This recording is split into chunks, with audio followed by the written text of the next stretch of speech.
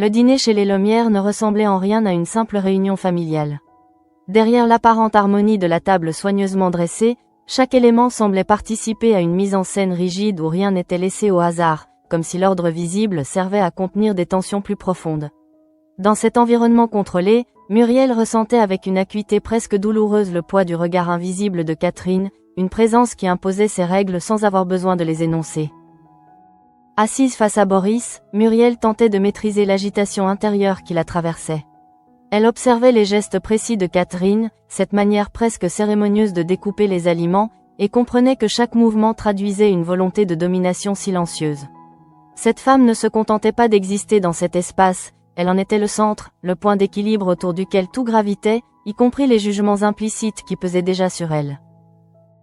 Boris, de son côté, s'était préparé à cet instant avec une détermination qui masquait difficilement la tension qui l'habitait.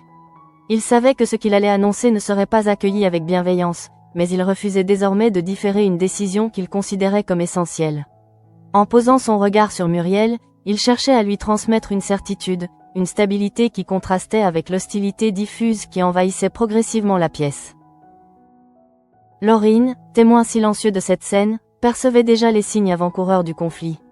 Habituée aux réactions de sa mère, elle savait que le calme apparent ne durerait pas, que ce moment de suspension n'était qu'un prélude à une confrontation inévitable. Son silence n'était pas une marque d'indifférence, mais une forme de lucidité face à une situation qu'elle savait incontrôlable. Lorsque Boris prit finalement la parole, ce ne fut pas un simple échange qui s'ouvrit, mais une rupture nette dans l'équilibre fragile de la soirée. En annonçant son intention d'épouser Muriel, il introduisit dans cet espace maîtrisé une vérité qui ne pouvait plus être ignorée. Cette déclaration, posée avec une fermeté maîtrisée, eut pour effet immédiat de figer le temps, comme si chacun devait absorber la portée de ses mots avant d'y répondre. Catherine, pourtant, refusa dans un premier temps de réagir de manière visible. Elle continua à manger, maintenant une apparence de normalité qui relevait davantage du contrôle que de l'indifférence. Ce refus de reconnaître l'annonce constituait déjà une réponse en soi, une manière de nier symboliquement l'existence même de ce projet. Muriel, confrontée à ce silence lourd de sens, comprit que la véritable réaction n'avait pas encore eu lieu. Cette absence de réponse n'était qu'un espace tendu, une attente avant l'expression d'un rejet plus frontal. Dans cette suspension, elle ressentit une forme d'effacement, comme si sa présence autour de cette table était déjà contestée. Boris poursuivit néanmoins son intervention, refusant de laisser ce silence invalider sa décision. Il évoqua alors Thomas, son désir de lui offrir un cadre stable et une reconnaissance légale, transformant ainsi son annonce en un projet de vie structuré et assumé. Ce n'était plus seulement une question d'amour, mais une volonté de construire un avenir cohérent, inscrit dans la durée. Laurine, en réponse, formula des félicitations qui, bien que sincères en apparence, ne suffisaient pas à modifier l'atmosphère pesante qui s'installait. Car au moment où Catherine posa finalement ses couverts, le simple bruit du métal contre la porcelaine introduisit une rupture définitive dans le fragile équilibre de la scène. En relevant les yeux vers son fils, Catherine laissa apparaître une expression qui ne relevait ni de la surprise ni de l'incompréhension, mais d'un jugement déjà formé. Lorsqu'elle qualifia cette décision de stupide, elle ne cherchait pas à provoquer une réaction émotionnelle, mais à imposer une lecture définitive de la situation. Ce mot, prononcé avec une froideur calculée, avait pour fonction de réduire l'annonce à une erreur, de la disqualifier sans appel. Boris, confronté à cette réaction, tenta de maintenir sa position, mais il se heurta à une opposition qui ne laissait aucune place au dialogue. Catherine poursuivit son raisonnement en évoquant les différences de milieu, les incompatibilités qu'elle considérait comme évidentes, inscrivant ainsi son refus dans une logique sociale plus large. Dans cette perspective, Muriel n'était pas jugée en tant qu'individu, mais en tant que représentation d'un monde jugé inférieur. Ce qui rendait cette situation particulièrement violente, c'était la manière dont Catherine parlait de Muriel sans jamais s'adresser à elle directement. En l'ignorant ostensiblement, elle procédait à une forme d'effacement symbolique, niant sa légitimité à exister dans cet espace. Chaque phrase renforçait cette exclusion, transformant la présence de Muriel en une anomalie qu'il convenait de corriger. Muriel, de son côté, absorbait cette humiliation sans réagir extérieurement. Elle restait immobile, contenue, mais à l'intérieur, une fracture se dessinait progressivement. Elle comprenait que cette opposition ne relevait pas d'un simple désaccord, mais d'un rejet profond, enraciné dans une vision du monde qui la condamnait d'avance. Pendant que cette confrontation se déroulait, dans un tout autre lieu, Ève poursuivait une activité qui, bien que discrète, portait en elle une charge de violence potentielle bien plus tangible. Dans l'espace fermé de son box, elle assemblait avec une précision méthodique les différentes pièces d'une arme imprimée en 3 dimensions, chaque geste traduisant une intention claire et déterminée. Ce travail, loin de la troubler, semblait au contraire lui procurer une forme de calme. Cette sérénité apparente ne relevait pas d'une absence de conscience, mais d'une conviction profonde que ce qu'elle entreprenait s'inscrivait dans une logique nécessaire. Lorsqu'elle retrouva Manu, elle dissimula cette réalité derrière des propos anodins, évoquant des corrections à effectuer, comme si rien d'inhabituel ne venait perturber son quotidien. En affirmant se sentir apaisée parce qu'elle croyait que la justice allait faire son travail, Ève exprimait une vision profondément ambiguë de cette notion. Car la justice qu'elle évoquait ne semblait plus dépendre d'un cadre institutionnel, mais d'une action personnelle qu'elle était en train de préparer avec une détermination froide. Parallèlement, Florent recevait Arnaud et Mélanie Perrault, confrontés à une situation qui, bien que moins spectaculaire, n'en était pas moins dramatique. Leur problème de logement révélait une fragilité sociale qui contrastait avec les préoccupations des Lemierre, mais qui participait néanmoins à une tension plus globale. En proposant l'aide juridictionnelle, Florent cherchait à leur offrir une solution concrète, permettant de défendre leurs droits sans contrainte financière. Cependant, l'analyse du dossier fit apparaître un obstacle majeur. L'implication de Sérignan Immobilier, client du cabinet, créait un conflit d'intérêts qui empêchait toute intervention directe. Cette limite, imposée par les règles professionnelles, plaçait Florent dans une position inconfortable, où la conscience de l'injustice ne pouvait se traduire par une action immédiate. En orientant le dossier vers Johanna, il tentait de contourner cet obstacle, cherchant une solution qui permettrait d'éviter une confrontation juridique directe. Arnaud, toutefois, exprimait une réticence qui dépassait la simple question judiciaire. Sa crainte de perdre son emploi, liée à des relations indirectes et à des pressions invisibles, révélait une réalité plus complexe, où les décisions économiques pouvaient avoir des conséquences profondes sur la stabilité individuelle. De son côté, Johanna commençait à percevoir les contours d'un système plus vaste. Les expulsions menées par Sérignan Immobilier ne relevaient pas d'initiatives isolées, mais semblaient répondre à une stratégie organisée visant à libérer des logements pour des projets de rénovation. Cette prise de conscience introduisait un doute qui ne pouvait être ignoré, ouvrant la voie à une remise en question plus large des pratiques en cours. Ainsi, tandis que le dîner des Lemierre se transformait en scène d'humiliation et de rupture, d'autres tensions se développaient en parallèle, chacune inscrite dans un registre différent mais convergeant vers une même dynamique. Derrière les décisions individuelles et les conflits apparents, une structure plus profonde se dessinait, reliant des enjeux familiaux, sociaux et criminels dans une progression lente mais inévitable. La tension née autour de la table des Lemierre ne s'éteignit pas avec la fin du repas, elle se prolongea au contraire dans les silences qui suivirent, s'infiltrant dans les regards, dans les gestes retenus, dans cette atmosphère devenue lourde d'un conflit désormais impossible à ignorer.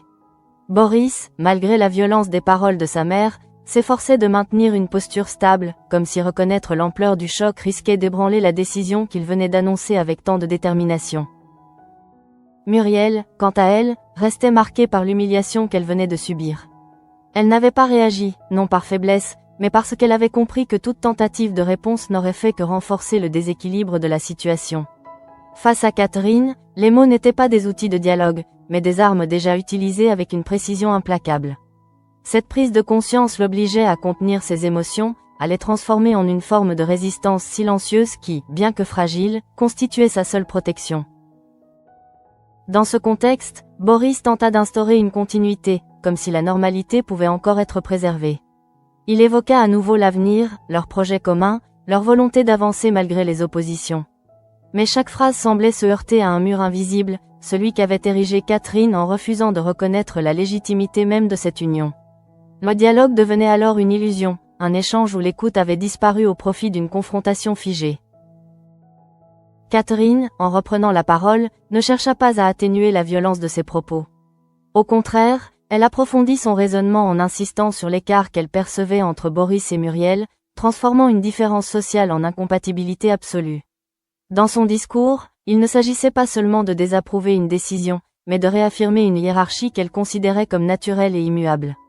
Cette conviction donnait à ses paroles une force particulière, celle d'une certitude qui ne laisse aucune place au doute. Le plus marquant, cependant, restait la manière dont elle persistait à ignorer Muriel. En refusant de lui adresser la parole directement, elle instaurait une forme de violence plus insidieuse que l'insulte elle-même. Cette négation de l'existence, répétée avec constance, transformait la scène en une démonstration de pouvoir où Muriel n'était qu'un objet de discours, jamais un sujet. Laurine, témoin de cette dérive, se trouvait dans une position inconfortable.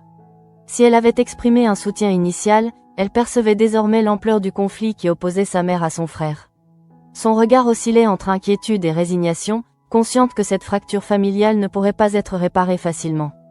Elle comprenait que ce dîner marquait un point de rupture, un moment à partir duquel les relations ne pourraient plus retrouver leur état antérieur. Finalement, la soirée se termina sans véritable résolution. Chacun quitta la table avec le sentiment que quelque chose avait été irrémédiablement altéré. Boris accompagna Muriel à l'extérieur, cherchant à lui offrir un espace où elle pourrait respirer, s'éloigner de cette atmosphère étouffante. Dans ce moment de retrait, leur complicité retrouvait une forme de sincérité, mais elle restait fragile, menacée par les paroles qui continuaient de résonner dans l'esprit de Muriel. Elle confia, avec une retenue qui traduisait l'intensité de ce qu'elle ressentait, qu'elle n'avait jamais été confrontée à une telle hostilité. Ce n'était pas seulement la violence des mots qui l'avait marquée, mais l'absence totale de reconnaissance, cette impression d'être effacée, réduite à une présence indésirable. Boris tenta de la rassurer, affirmant que l'opinion de sa mère ne changerait rien à leur décision. Mais même lui ne pouvait ignorer que cette opposition aurait des conséquences durables. Pendant ce temps, Ève avançait dans son projet avec une détermination qui ne laissait place à aucune hésitation. Dans son box, l'arme qu'elle assemblait prenait forme, chaque pièce s'ajustant avec une précision presque inquiétante. Ce processus, qui aurait pu susciter de l'angoisse chez une autre personne, semblait au contraire renforcer sa concentration, comme si elle trouvait dans cette activité une forme de contrôle sur une réalité qui lui échappait ailleurs. La rencontre avec Alice Lombard introduisit une nouvelle dimension dans cette dynamique. Leur échange ne reposait pas sur la confiance, mais sur un intérêt commun clairement défini.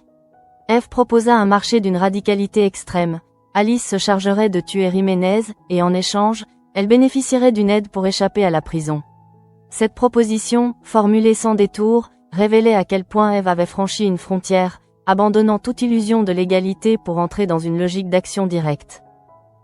Ce pacte, en apparence simple, portait en lui une complexité redoutable. Il impliquait non seulement une prise de risque considérable, mais aussi une transformation profonde des rapports entre les deux femmes. Chacune devenait dépendante de l'autre, liée par un engagement qui ne pouvait être rompu sans conséquences graves. Cette alliance, fondée sur la violence, introduisait une instabilité qui ne pourrait que s'amplifier avec le temps. Dans un registre différent, Johanna poursuivait son analyse du dossier Perrault avec une attention croissante. Les informations qu'elle recueillait confirmaient ses soupçons. Les pratiques de Sérignan Immobilier ne relevaient pas d'initiatives isolées, mais d'une stratégie organisée visant à optimiser la rentabilité des biens au détriment des locataires. Cette découverte transformait une situation individuelle en un problème structurel, révélant l'existence d'un système qui exploitait les failles du marché immobilier. La discussion avec Guillaume, cependant, introduisit une limite à son engagement. Fatigué par sa journée, il refusa d'entrer dans les détails de cette affaire, préférant maintenir une séparation entre sa vie professionnelle et son espace personnel. Cette réaction, bien que compréhensible, laissa Johanna face à ses réflexions, sans possibilité immédiate de partage ou de validation. Elle comprit alors que certaines vérités devaient être portées seules, du moins dans un premier temps. Au commissariat, la tension entre Florent et Baker atteignit un niveau plus explicite. Lorsque Florent vint récupérer un dossier, la confrontation ne tarda pas à s'imposer. Baker, irrité par l'article publié dans la presse, reprochait à Florent de discréditer le travail de ses équipes. Cette accusation ne relevait pas seulement d'une querelle personnelle, mais d'un conflit plus large entre deux visions de la justice. Florent, fidèle à ses convictions, défendit son point de vue en affirmant que certaines pistes avaient été écartées trop rapidement. Cette critique, formulée avec assurance, traduisait une volonté de remettre en question des pratiques qu'il jugeait insuffisantes. Baker, de son côté, percevait cette attitude comme une remise en cause de son autorité, ce qui ne pouvait qu'aggraver la tension entre eux. Cette confrontation, bien que contenue dans un cadre professionnel, révélait une fracture profonde dans la manière d'aborder les enquêtes. Elle introduisait une instabilité supplémentaire dans un environnement déjà marqué par des tensions multiples, renforçant l'idée que les conflits en cours ne se limitaient pas à des situations isolées, mais s'inscrivaient dans une dynamique plus globale. Parallèlement, les difficultés rencontrées par la famille Perrault continuaient de s'étendre, touchant désormais d'autres personnages. Gary, en évoquant leur situation auprès d'Inès, cherchait à susciter une forme de compréhension, mais se heurta à une réaction distante. Inès, consciente de la tension du marché locatif à Montpellier, adopta une posture pragmatique, presque détachée, qui contrastait avec la détresse exprimée par Gary. Cette absence d'empathie apparente ne traduisait pas nécessairement une indifférence, mais plutôt une adaptation à une réalité où les difficultés étaient devenues si fréquentes qu'elles ne suscitaient plus de réaction émotionnelle immédiate. Cette banalisation du problème révélait une évolution préoccupante, où l'injustice finissait par être perçue comme une normalité. Ainsi, tandis que Boris et Muriel tentaient de préserver leur projet face à une opposition familiale violente, d'autres tensions se développaient en parallèle, chacune suivant sa propre logique mais convergeant vers une même intensité dramatique. Les choix individuels, qu'ils soient motivés par l'amour, la justice ou la survie, s'inscrivaient dans un contexte où chaque décision pouvait avoir des répercussions imprévisibles. Dans cette progression lente mais inexorable, les lignes de fracture devenaient de plus en plus visibles. Ce qui, au départ, semblait relever de conflits distincts révélait désormais une interconnexion plus profonde, où les enjeux personnels, sociaux et criminels se mêlaient dans une dynamique complexe. Et au cœur de cette évolution, une question persistait. Jusqu'où chacun serait-il prêt à aller pour défendre ce qu'il considérait comme juste? Après la fracture silencieuse qui s'était installée lors du dîner, les conséquences de cette soirée commencèrent à se diffuser dans les esprits comme une onde lente mais persistante. Rien n'avait été résolu, rien n'avait été apaisé, et pourtant chacun semblait contraint de reprendre le cours de sa vie, comme si les tensions pouvaient être contenues dans un espace limité.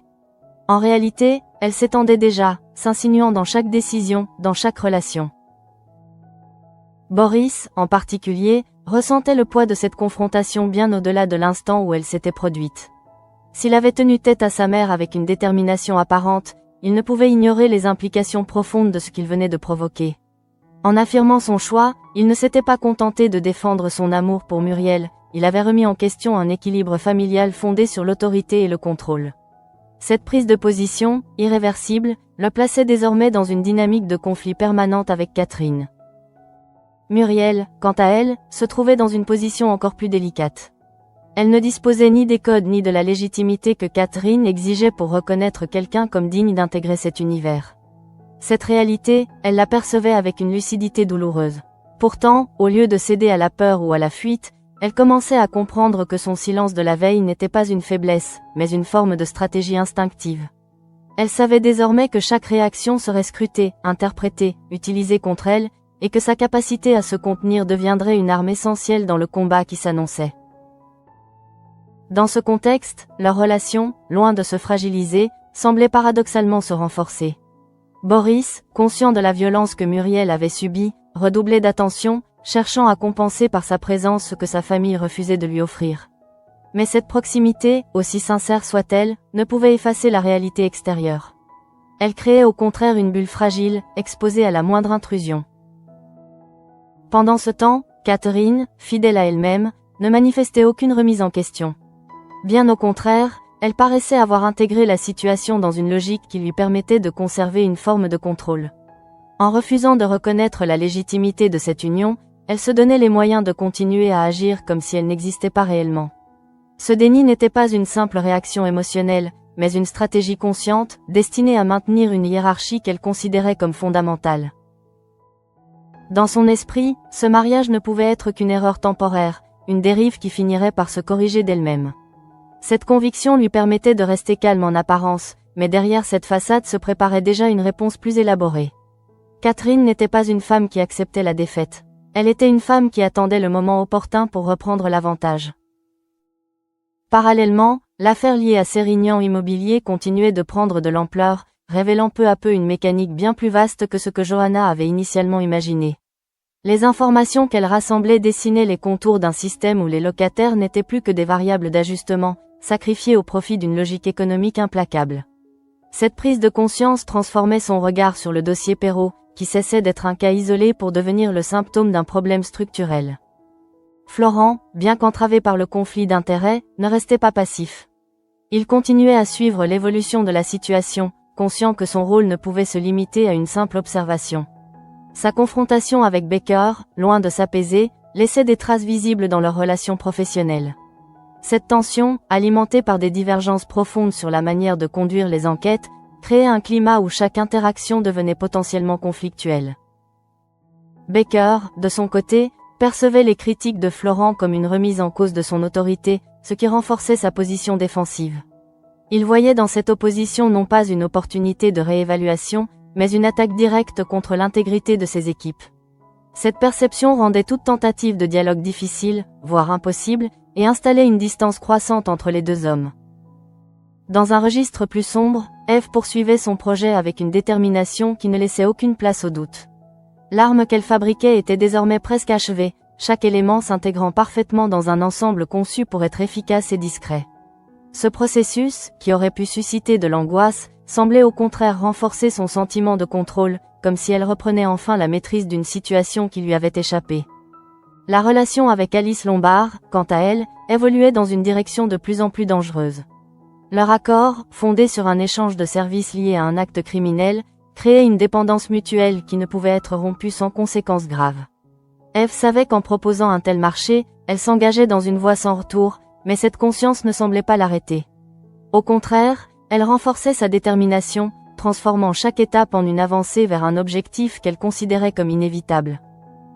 Cette radicalisation, bien que dissimulée derrière une apparence de normalité, introduisait une instabilité qui menaçait de s'étendre bien au-delà de son cercle immédiat.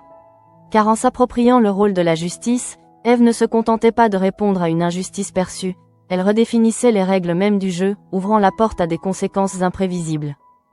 Pendant ce temps, la situation des Perrault continuait de se détériorer, illustrant concrètement les effets du système mis en place par Sérignan Immobilier. Arnaud, en évoquant ses difficultés dans un cadre plus informel, cherchait à exprimer une détresse qui ne trouvait pas toujours d'écho. Lorsqu'il en parla devant Henrik, celui-ci reconnut immédiatement la nature du problème, identifiant une forme d'expulsion déguisée derrière les procédures administratives. Cette reconnaissance, bien que tardive, confirmait que ce qui arrivait aux Perrault n'était pas un cas isolé, mais une pratique récurrente. Cette prise de conscience collective, même limitée, constituait un premier pas vers une possible contestation, mais elle restait encore insuffisante pour produire un véritable changement. Dans ce contexte, les réactions des autres personnages révélaient des attitudes contrastées face à l'injustice. Gary, en tentant de sensibiliser Inès, se heurta à une forme de distance qui traduisait une adaptation à la réalité du marché. Inès, consciente des difficultés généralisées, adoptait une posture pragmatique, refusant de s'impliquer émotionnellement dans une situation qu'elle considérait comme inévitable. Cette divergence de perception mettait en évidence une fracture sociale plus large, où la capacité à ressentir ou à exprimer de l'empathie dépendait de la position de chacun dans le système. Là où certains voyaient une injustice, d'autres percevaient une conséquence logique d'un fonctionnement accepté. Ainsi, tandis que les trajectoires individuelles continuaient de se développer, une convergence progressive des tensions se dessinait. Les conflits familiaux, les enjeux juridiques et les dérives criminelles ne constituaient plus des éléments séparés, mais les différentes facettes d'une même réalité en transformation. Dans cette dynamique, chaque personnage se trouvait confronté à des choix qui allaient définir la suite de son parcours. Certains chercheraient à préserver ce qu'ils avaient, d'autres à corriger ce qu'ils considéraient comme injuste, et d'autres encore à imposer leur vision coûte que coûte. Mais une chose devenait de plus en plus évidente, aucun de ces choix ne serait sans conséquence, et les décisions prises dans l'ombre finiraient inévitablement par éclater à la lumière. Au lendemain des tensions accumulées, les conséquences du dîner chez les Lomières commencèrent à s'inscrire dans une réalité plus concrète, où chaque interaction portait désormais la trace de ce qui avait été dit, mais surtout de ce qui avait été refusé. L'équilibre familial, déjà fragile, semblait avoir basculé dans une forme de guerre froide où les affrontements directs cédaient la place à des stratégies plus subtiles, plus durables. Boris, en tentant de reprendre une forme de normalité, comprenait que rien ne pourrait véritablement redevenir comme avant. Son choix de s'engager aux côtés de Muriel ne relevait plus seulement d'une décision personnelle, mais d'un positionnement qui le séparait désormais de l'autorité maternelle. Cette rupture, bien qu'assumée, n'était pas sans coût, car elle impliquait de renoncer à une forme de stabilité qui, jusque-là, structurait son existence. Muriel, pour sa part, avançait avec une prudence nouvelle. L'humiliation subie n'avait pas disparu, mais elle se transformait peu à peu en une lucidité plus profonde. Elle comprenait que l'enjeu dépassait largement l'opinion de Catherine, qu'il s'agissait en réalité d'une lutte pour la reconnaissance, pour le droit d'exister dans un espace qui lui était refusé.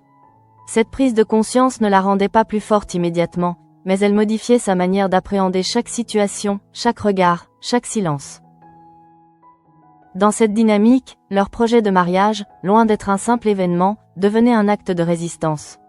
En décidant d'accélérer les choses, en refusant de laisser le temps à l'opposition de s'organiser, Boris cherchait à imposer une réalité que personne ne pourrait plus contester une fois actée.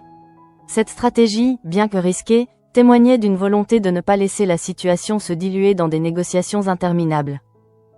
Mais pendant que ce combat intime se poursuivait, d'autres tensions, plus discrètes mais tout aussi explosives, continuaient de se développer en parallèle. Ève, désormais engagée dans une trajectoire irréversible, avançait avec une précision qui ne laissait aucune place à l'improvisation.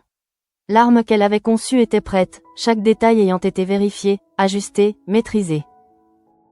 Ce moment, qui aurait pu être celui du doute, ne provoqua chez elle aucune hésitation. Au contraire, il renforça sa conviction d'agir dans une logique nécessaire. Ce qu'elle s'apprêtait à faire n'était pas perçu comme un crime, mais comme une réponse, une correction à une injustice qu'elle estimait insupportable. Cette relecture de la réalité lui permettait de dépasser toute barrière morale, transformant son acte en une mission qu'elle se devait d'accomplir. La rencontre avec Alice Lombard prit alors une dimension encore plus concrète. Leur accord, jusqu'ici théorique, s'inscrivait désormais dans une temporalité plus précise. Il ne s'agissait plus de savoir si l'acte aurait lieu, mais comment et quand il serait exécuté. Cette évolution renforçait la tension entre les deux femmes, chacune étant consciente que l'autre détenait une part essentielle du plan. Dans ce type d'alliance, la confiance n'existe pas véritablement. Elle est remplacée par une forme de dépendance réciproque, où la trahison devient aussi dangereuse que la réussite elle-même. Ève, en proposant son aide pour organiser la fuite d'Alice, ne faisait pas seulement preuve de stratégie, elle construisait un lien qui rendrait toute rupture presque impossible. Parallèlement, Johanna poursuivait son enquête avec une détermination croissante. Les éléments qu'elle rassemblait confirmaient l'existence d'un système organisé au sein de Sérignan Immobilier, où les procédures d'expulsion étaient utilisées comme des outils pour accélérer des projets de rénovation et maximiser les profits. Cette découverte transformait une suspicion en certitude, ouvrant la voie à une confrontation qui ne pourrait être évitée. Cependant, cette prise de conscience s'accompagnait d'un isolement progressif. Le manque de soutien immédiat, illustré par la réaction de Guillaume, obligeait Johanna à avancer seule dans un premier temps. Cette solitude, loin de la décourager, renforçait son engagement, mais elle augmentait également les risques liés à une confrontation avec un système qui semblait bien plus puissant qu'elle ne l'avait initialement imaginé. Florent, de son côté, continuait à naviguer dans une zone d'incertitude, partagée entre ses obligations professionnelles et sa volonté de défendre ce qu'il percevait comme juste. Son affrontement avec Baker avait laissé des traces durables, installant une méfiance réciproque qui compliquait chaque interaction.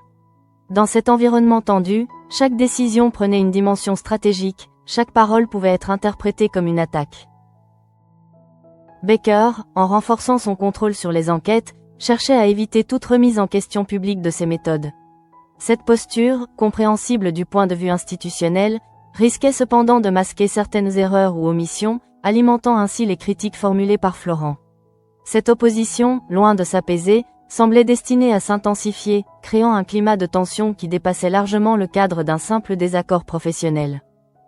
Dans un autre registre, la situation des Perrault continuait de se dégrader, illustrant concrètement les conséquences des pratiques dénoncées par Johanna. Arnaud, en exprimant ses inquiétudes, révélait une peur qui dépassait la perte de son logement. Il craignait les répercussions sur son emploi, sur sa stabilité, sur l'ensemble de son équilibre de vie. Cette peur, profondément ancrée, limitait sa capacité à agir, le poussant à envisager des compromis qui ne résoudraient rien sur le long terme. La discussion avec Henrik permit néanmoins de mettre des mots sur cette situation, de la qualifier comme une expulsion déguisée. Cette reconnaissance, bien que limitée, constituait une étape importante, car elle transformait une expérience individuelle en un phénomène identifiable. Elle ouvrait la possibilité d'une prise de conscience collective, même si celle-ci restait encore fragile. Dans ce contexte, les interactions entre Gary et Inès prenaient une dimension révélatrice. Là où Gary cherchait à susciter une réaction, Inès opposait une forme de réalisme froid, ancrée dans une compréhension des mécanismes du marché immobilier. Cette divergence illustrait une fracture plus large, où l'émotion et le pragmatisme s'opposaient sans parvenir à se rejoindre. Cette accumulation de tensions, qu'elle soit familiale, sociale ou criminelle, créait une dynamique de plus en plus instable. Chaque situation, prise isolément, pouvait sembler gérable, mais leur combinaison produisait un effet de saturation, où le moindre événement supplémentaire pouvait provoquer une rupture. Ainsi, tandis que Boris et Muriel tentaient de consolider leur projet face à une opposition familiale persistante, Eve s'approchait dangereusement du point de non-retour, et Johanna se préparait à affronter un système qui dépassait largement le cadre de son enquête initiale. Ces trajectoires, bien que distinctes, convergeaient vers une même intensité dramatique, annonçant des développements où les choix individuels auraient des conséquences irréversibles. Dans cette progression, une certitude s'imposait peu à peu. Les tensions accumulées ne pourraient pas rester contenues indéfiniment. Elles finiraient par éclater, transformant les conflits latents en confrontations ouvertes, où chacun devrait assumer les décisions prises jusque-là dans l'ombre. À mesure que les lignes de fracture devenaient plus visibles, les équilibres fragiles qui maintenaient encore une certaine cohérence entre les différents univers commencèrent à céder sous la pression accumulée. Rien ne semblait encore avoir explosé, et pourtant, tout portait déjà les signes d'un basculement imminent. Les décisions prises dans le silence, les humiliations contenues, les stratégies dissimulées formaient désormais un réseau de tensions prêt à se resserrer.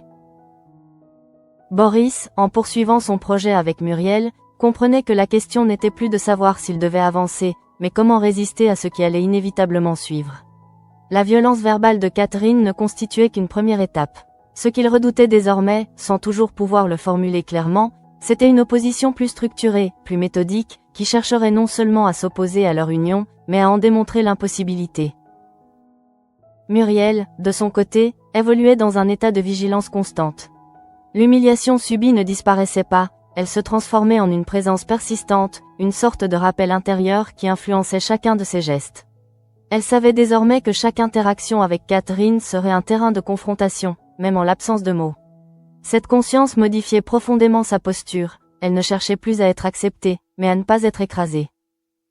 Dans cette tension, leur relation prenait une dimension plus grave, presque plus adulte. Ce qui les liait ne relevait plus seulement du sentiment, mais d'un engagement face à l'adversité. Boris, en affirmant son choix, ne protégeait pas seulement Muriel, il redéfinissait sa propre identité face à l'autorité maternelle. Cette transformation, bien que progressive, marquait une rupture qui ne pourrait être annulée. Pendant ce temps, Catherine, fidèle à sa logique de contrôle, ne laissait rien paraître qui puisse être interprété comme une perte de pouvoir. Elle observait, analysait, attendait. Pour elle, la précipitation de Boris n'était pas une victoire, mais une erreur stratégique qu'elle saurait exploiter. En accélérant les événements, il se privait du temps nécessaire pour consolider sa position, et cette faiblesse constituait une opportunité.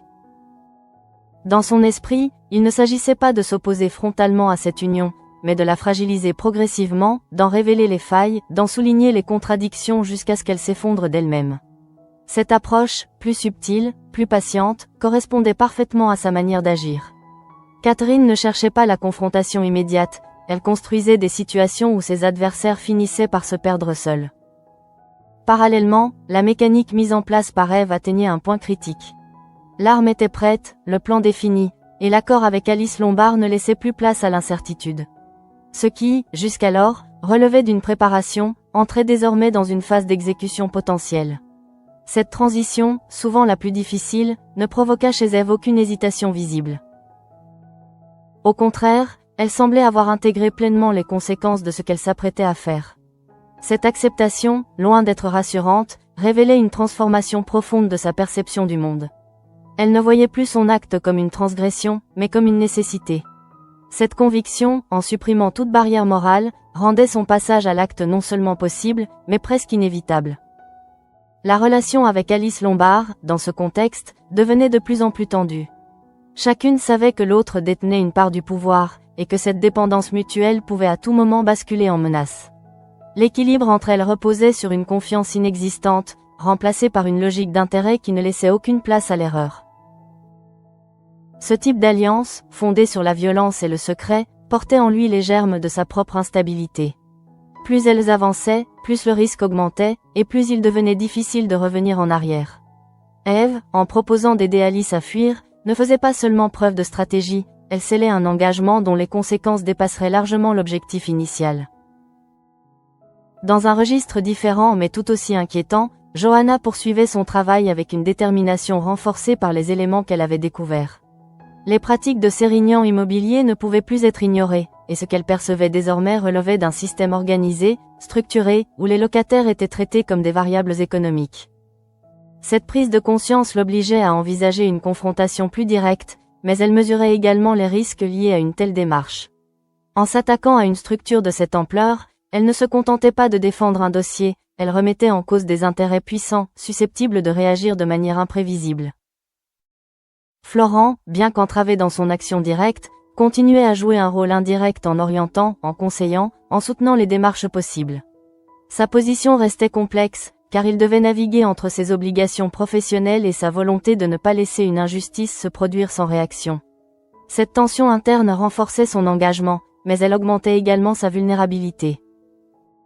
Au commissariat, Baker consolidait sa position en renforçant le contrôle sur les enquêtes, cherchant à éviter toute remise en question publique. Cette stratégie, bien qu'efficace à court terme, risquait d'alimenter les critiques sur le long terme, en donnant l'impression d'un refus d'examiner certaines pistes. Cette fermeture progressive du dialogue accentuait la fracture avec Florent, rendant toute collaboration future plus difficile. Pendant ce temps, la situation des Perrault continuait d'illustrer concrètement les effets du système dénoncé. Arnaud, confronté à l'urgence, oscillait entre la volonté de se défendre et la peur des conséquences.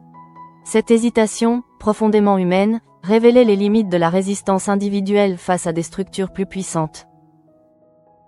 La discussion avec Henrik avait permis de clarifier la nature du problème, mais cette reconnaissance restait insuffisante pour provoquer un véritable changement. Elle constituait néanmoins un point d'appui, une base sur laquelle une contestation plus large pourrait éventuellement se construire. Dans ce contexte, les échanges entre Gary et Inès prenaient une dimension presque symbolique. Ils illustraient la tension entre deux visions du monde, l'une attachée à l'idée de justice et d'empathie, l'autre ancrée dans une acceptation pragmatique des réalités économiques. Cette opposition, loin d'être résolue, reflétait une fracture plus profonde qui traversait l'ensemble de la société. Ainsi, à ce stade de l'évolution des événements, toutes les trajectoires semblaient converger vers un point de tension maximale. Boris et Muriel s'engageaient dans une lutte pour exister en tant que couple, Catherine préparait une riposte méthodique, Eve approchait dangereusement du passage à l'acte, et Johanna s'apprêtait à affronter un système aux ramifications complexes. Dans cette configuration, la question n'était plus de savoir si un événement majeur allait se produire, mais lequel surgirait en premier. Car chaque ligne narrative portait en elle un potentiel d'explosion, et leur simultanéité ne faisait qu'augmenter l'intensité globale. Le calme apparent qui subsistait encore n'était plus qu'une illusion fragile, une suspension temporaire avant une série de confrontations qui allaient inévitablement redéfinir les rapports de force. Et dans cette attente, chaque personnage avançait, conscient ou non, vers un point de non-retour. Lorsque les tensions atteignent un seuil où elles ne peuvent plus être contenues, elles cessent d'être invisibles et commencent à s'inscrire dans les comportements, dans les décisions, dans cette manière qu'ont les individus de ne plus pouvoir reculer. Ce qui, jusque-là, relevait d'une accumulation progressive, trouvait désormais une forme plus nette, plus affirmée, comme si chaque trajectoire arrivait à un point où le retour en arrière devenait impossible. Boris, en observant les conséquences de son choix, comprenait que le conflit avec sa mère ne se limiterait pas à une opposition ponctuelle. Il avait franchi une limite, une ligne invisible qui séparait l'obéissance implicite de l'affirmation personnelle. Cette transformation, bien qu'assumée, impliquait une redéfinition complète de sa place au sein de sa famille. Il ne s'agissait plus de négocier, mais de tenir. Muriel, quant à elle, avançait avec une conscience aiguë de la fragilité de sa position. Elle savait que l'hostilité de Catherine ne disparaîtrait pas, qu'elle se manifesterait sous des formes plus insidieuses, plus difficiles à anticiper. Pourtant, au lieu de se laisser envahir par la peur, elle choisissait de s'ancrer dans la relation qui la liait à Boris. Ce lien, renforcé par l'adversité, devenait une ressource essentielle, une manière de ne pas se perdre dans un environnement qui cherchait à la rejeter. Dans ce contexte, leur projet de mariage prenait une dimension symbolique forte. Il ne représentait plus seulement l'union de deux individus, mais une affirmation face à un ordre établi. Cette dimension rendait chaque étape plus difficile, mais aussi plus déterminante. En avançant, ils ne faisaient pas que construire leur avenir, ils remettaient en question une hiérarchie que Catherine s'efforçait de maintenir. Catherine, fidèle à sa logique, ne manifesta aucun signe d'apaisement. Au contraire, elle semblait avoir intégré la situation dans une stratégie plus large, où la patience et l'observation remplaçaient l'opposition frontale. Elle savait que le temps pouvait être une arme, que les tensions internes finiraient par fragiliser ce qu'elle ne pouvait pas détruire immédiatement. Cette posture, en apparence calme, dissimulait une volonté intacte de reprendre le contrôle. Pendant ce temps, Eve atteignait un point critique dans son parcours. Tout ce qu'elle avait préparé convergeait désormais vers une action qui ne pourrait être annulée. L'arme, le plan, l'accord avec Alice Lombard, tout était en place. Ce moment, souvent chargé d'hésitation, se transforma chez elle en une forme de certitude froide. Elle ne doutait plus. Ce basculement marquait une transformation irréversible. En s'appropriant le rôle de la justice, elle avait franchi une frontière qui la séparait définitivement du cadre légal. Cette décision, prise dans une logique personnelle, introduisait un déséquilibre dont les conséquences ne pourraient être maîtrisées. Car une fois l'acte accompli, rien ne garantirait que la situation se stabilise. Au contraire, elle risquait de générer une chaîne d'événements incontrôlables. La relation avec Alice Lombard, dans cette phase finale, devenait encore plus instable. Leur accord, fondé sur une réciprocité d'intérêts, reposait sur une confiance fragile qui pouvait se rompre à tout moment. Chacune savait que l'autre détenait un pouvoir suffisant pour faire basculer la situation. Cette tension permanente transformait leur alliance en un équilibre précaire, où chaque décision pouvait avoir des conséquences immédiates. Parallèlement, Johanna arrivait à un stade où le doute n'était plus possible. Les éléments qu'elle avait rassemblés confirmaient l'existence d'un système structuré au sein de Sérignan Immobilier. Ce qu'elle avait perçu comme des anomalies se révélait être une stratégie organisée, visant à maximiser les profits au détriment des locataires. Cette certitude l'obligeait à envisager une action plus directe, même si elle en mesurait les risques. Florent, malgré les limites imposées par sa position, restait impliqué dans cette évolution. Il comprenait que l'affaire dépassait le cadre d'un simple dossier et qu'elle touchait à des enjeux plus larges. Son opposition avec Baker, loin de s'apaiser, renforçait son sentiment que certaines vérités étaient volontairement mises de côté. Cette perception alimentait sa détermination, mais elle augmentait également la tension dans ses relations professionnelles. Baker, en consolidant son contrôle, cherchait à préserver l'image et l'efficacité de ses équipes. Mais cette posture, en refusant certaines remises en question, risquait de produire l'effet inverse, en alimentant les critiques et en renforçant les oppositions. Cette dynamique créait un climat où chaque décision pouvait être interprétée comme une prise de position, accentuant la polarisation entre les différents acteurs. Dans ce contexte, la situation des Perrault continuait de se dégrader, illustrant de manière concrète les effets du système dénoncé. Arnaud, confronté à l'urgence, devait faire face à un choix difficile, accepter une situation injuste pour préserver une forme de stabilité, ou s'engager dans une confrontation dont il ne maîtrisait pas les conséquences. Cette hésitation traduisait la complexité de la situation, où les solutions idéales se heurtaient à des contraintes très réelles. Les échanges entre Gary et Inès, en apparence secondaires, révélaient une réalité plus profonde. Ils mettaient en lumière une fracture entre ceux qui percevaient l'injustice comme un problème à résoudre et ceux qui la considéraient comme une conséquence inévitable du fonctionnement du système.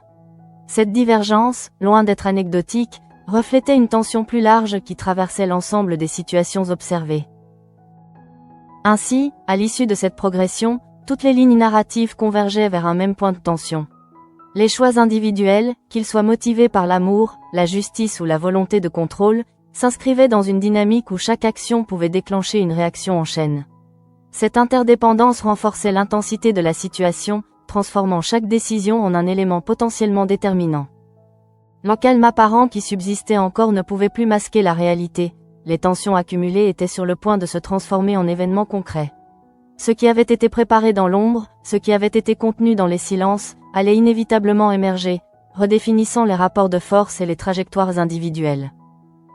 Dans cette attente, chacun avançait, conscient ou non, qu'il se rapprochait d'un point de non-retour. Et dans cet espace suspendu, où tout pouvait encore basculer, une seule certitude demeurait, les décisions prises jusque-là allaient produire des conséquences qui dépasseraient largement les intentions initiales.